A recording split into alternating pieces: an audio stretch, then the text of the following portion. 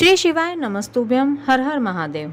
मैं पायल सैनी अपने YouTube channel आज के उपाय में आपका स्वागत करती हूँ। सावन की शिवरात्रि के दिन पूज्य गुरुजी ऑनलाइन रुद्राभिषेक एवं पूजा करते हैं। आज के इस वीडियो में पूज्य गुरुजी के द्वारा बताई गई सावन शिवरात्रि की रुद्राभिषेक और पूजा की संपूर्ण विधि आपको स्टेप बाय स्टेप बताने वाली हूँ। रुद्राभिषेक विधि को अच्छे से समझने के लिए वीडियो को अंत तक अवश्य देखें। इस सावन शिवरात्रि की पूजा आप बताए गए तरीके से करें और अपने मनवांछित फल को प्राप्त करें। आप इस विधि से मासिक शिवरात्रि की पूजा भी कर सकते हैं। यदि वीडियो में बताई गई कोई भी सामग्री यदि आपके पास नहीं है या आपके पास उपलब्ध नहीं है तो उसकी जगह आप चावल का एक दाना चढ़ा सकते हैं। सावन की शिवरात्रि की पूजा के लिए आपको सबसे पहले पार्थिव शिवलिंग का निर्माण कर लेना चाहिए। पार्थिव शिवलिंग का निर्माण आप एक आध दिन पहले बनाकर तैयार रखें।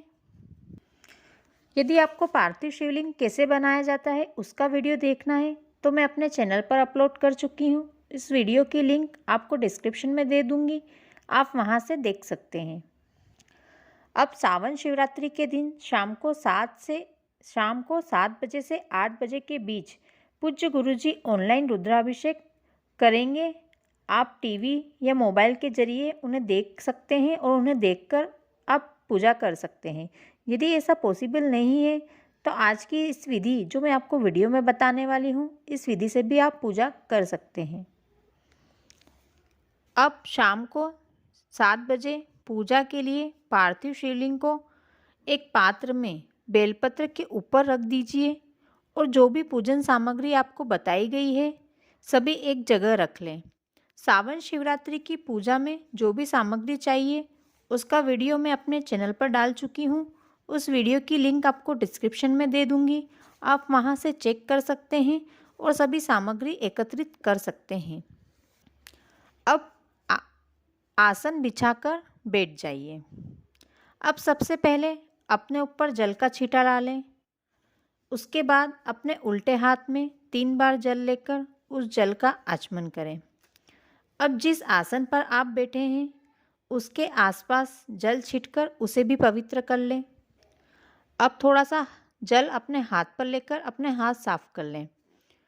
अब जो भी आपके साथ पूजा करने बैठे हैं सभी एक दूसरे को तिलक लगा लें।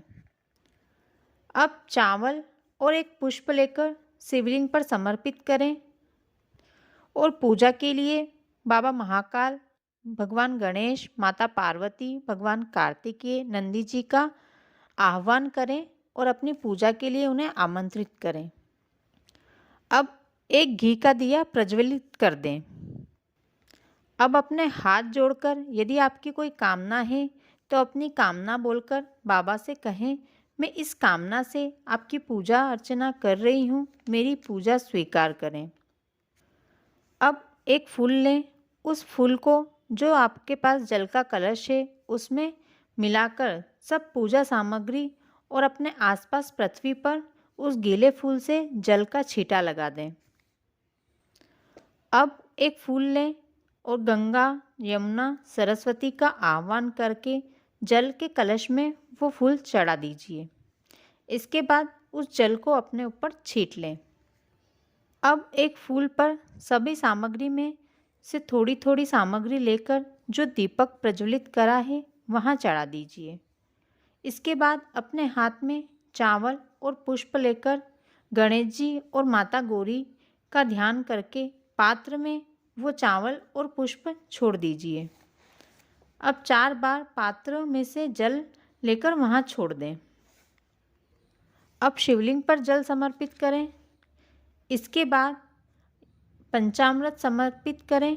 पंचामृत समर्पित करने के बाद फिर से शुद्ध जल चढ़ा दीजिए। इसके बाद दूध समर्पित करें, फिर जल चढ़ा दीजिए। उसके बाद दही समर्पित करें, उसके बाद फिर जल चढ़ा दीजिए। अब शहद चढ़ाएं, उसके बाद फिर जल चढ़ाएं। अब शक्कर चढ़ाएं, फिर जल चढ़ाएं। उसके बाद घी चढ़ाएं, फिर जल चढ़ाएं। अब अष्टगंध में जल मिलाकर अष्टगंध बाबा भोलेनाथ को समर्पित करें, उसके बाद फिर जल चढ़ाएं। इसके बाद इत्र समर्पित करें, फिर जल चढ़ाएं। यदि आपके पास गंगा जल हो तो गंगा जल समर्पित करें। अब एक गुलाब का फूल भोलेनाथ को समर्पित करें। इसके बाद एक बेलपत्र समर्पित करें। अब मोली चढ़ा दीजिए। इसके बाद शिवलिंग पर जनेऊ धारण करवा दीजिए। अब चंदन घोलकर त्रिपुंड बनाएं। अब चावल के अक्षत जो आप 108 लिए हैं वो समर्पित कर दीजिए।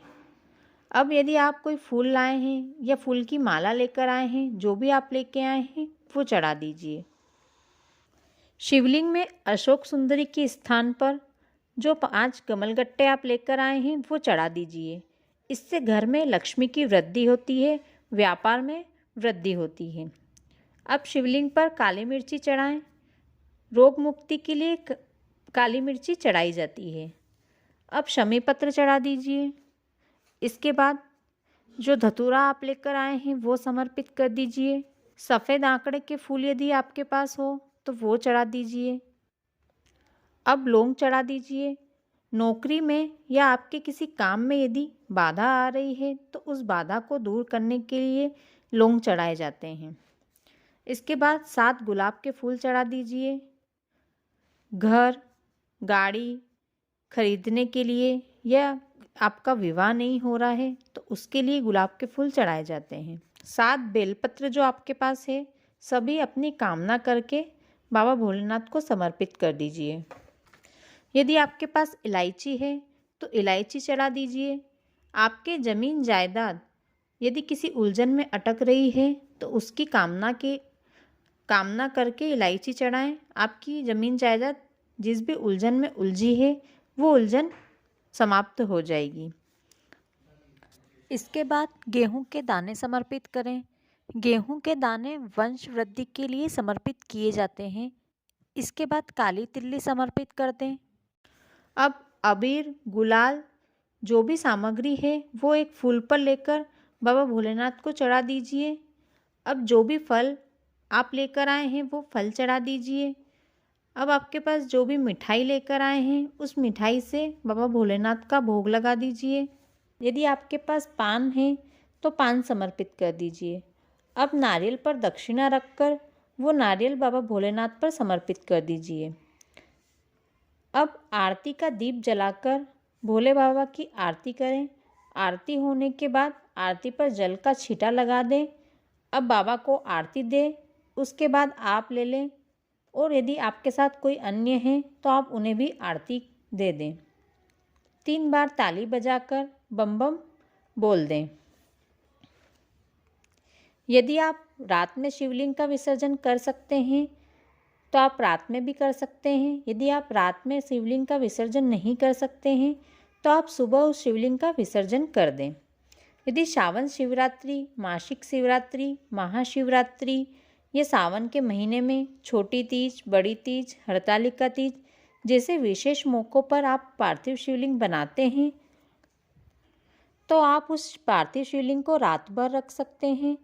अन्यथा यदि किसी साधारण दिन आपने पार्थिव शिवलिंग का निर्माण किया है तो उसे सूर्यास्त से पहले ही विसर्जित कर दें। अब विसर्जन के लिए किसी नदी या घाट पर जिस पात्र में आपने पूजा की है उसे ऐसा ही लेकर जाएं। अब पार्थिव शिवलिंग का विसर्जन करें।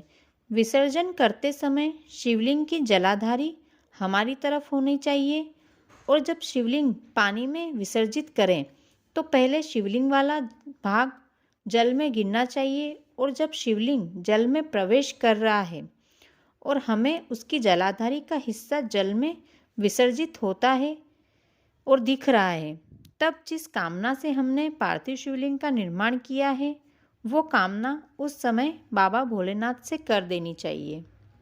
अगली शिवरात्रि आने तक हमारी वो मनोकामना अवश्य ही बाबा पूरी कर देते हैं।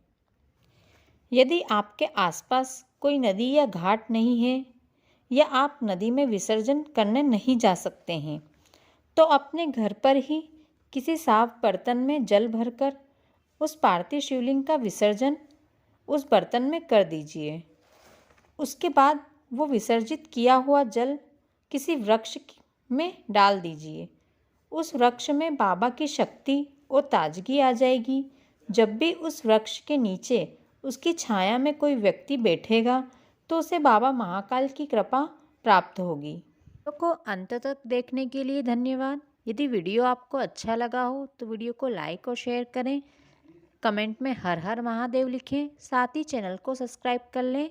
श्री शिवाय नमस्तुभ्यम।